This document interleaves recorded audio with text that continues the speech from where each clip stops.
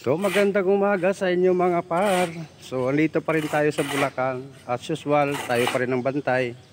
Ay di pa tapos yung pinupluringan nila, no? So, medyo malaki-laki pa. Ang ano lang kasi dito mga par, dahil dadalawa lang silang gumagawa, kaya medyo matagal ang proseso. So wala naman tayong magagawa dahil wala namang ginagdag na tao. So antay na lang tayo kung kailan matatapos to. Siyempre, hindi naman nila pwedeng biglain dahil dalawa lang sila ang gumagawa.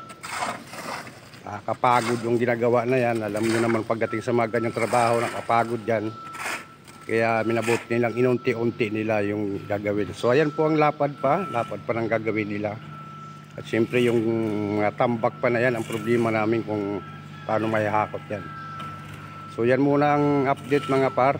So tulad din ng sinabi ko, medyo matagalan pa ako dito sa Bulacan dahil mas malaki-laki pa yung gagawin nila, no? So hindi muna tayo makapag-live ngayon dahil may turon pa tayong binabantayan.